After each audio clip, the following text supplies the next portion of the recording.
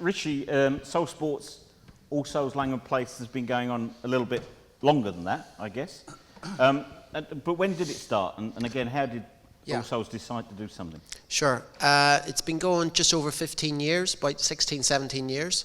How it started was a couple of Kiwis in All Souls who liked playing touch rugby. They started playing in the summer every Thursday. They lived nearby Regent's Park, so they would kick the rugby ball about every Thursday. 2 or 3 weeks into it, some other Kiwi guys, I think, or South Africans were walking past, and they said, can we join in? So they started playing a game. They said, do you want to come back next week? They said, yeah, that would be great. So the next week they started. The numbers grew. This happened during the summer. Before too long, they were in the pub afterwards on a Thursday evening, chatting about life, and as you do. Next minute, they were invited to church by the Christian guys who were originally there, kicking the ball about with them. Next minute, they were in a CE course, and Rico Tice got to hear about how they had made their way to the CE course. He thought, this is an interesting formula or template. So that was the start of basically Soul Sports. So it's kind of developed from there to the stage now where we have basically a full week of sport lined up.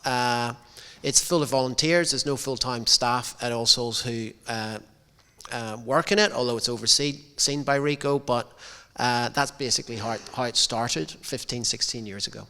And how long after the South African Kiwi rugby matches did healing services start? No. Okay, so what's the program now then? What sort of things are on? So on a weekly basis, we have Pilates on a Monday evening for women only. We would have 6 or 7 ladies, women only, Pilates on a Monday evening. Tuesday lunchtime, again, we have Pilates. We would have 6 to 7 ladies as well. Wednesday evenings during the summer, we would have Ultimate Frisbee organised in Regent's Park. We would have any numbers from 20 to 25. On Thursday night, we have running club throughout the year. In the winter, we run along the Thames. And in the summer, we move towards Regent's Park, where we've got the light. We would have 8 to 10 every single week on Thursday. On Friday, we have table tennis and badminton at our local leisure centre, Seymour Leisure Centre, where numbers range from 5 to 10. And on Saturday, we have basketball in the church. We have about 10 to 15. We have touch rugby, we have ultimate frisbee, and we have tennis, all happening in Regent's Park, where again we have a mix of lots of non-Christians involved, but it's very much organised through All Souls Church. And again, numbers for touch rugby, frisbee range between 20 to 30 every week. We have about 10 play tennis, and then on Sunday we have 6-a-side football from 1 till 2. It's guys only, and that goes on a 10-week block. So we book it for 10 weeks, and we would have 10 to 12 guys playing every week. So hopefully soon it will take off then. Are there certain sports that you would suggest starting with? It varies, and it's evolved. It's evolved over a long period of time. So as you can imagine, it started with touch rugby, and different sports have come and gone. We recently set up, we've got a girls' netball team that's just entered a league. Simple reason we set that up: the basketball is mainly guys that play.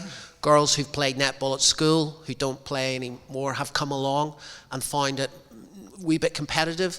Once I heard 3 or 4 girls had said this, I went, okay, we need to do something. So we put those girls together and said, why don't you put a netball team in?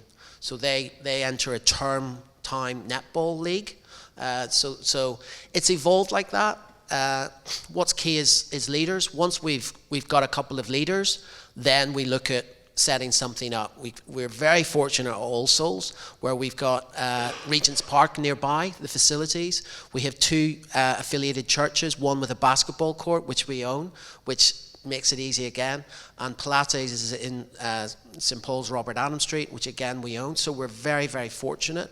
Also, the size of our church tends to lend itself perfectly. It's not so big that it's hard to coordinate, but it's not so small it's hard to get numbers. So we are very fortunate. But again, it's leaders. Once we've got committed leaders, we can look at setting up a sport.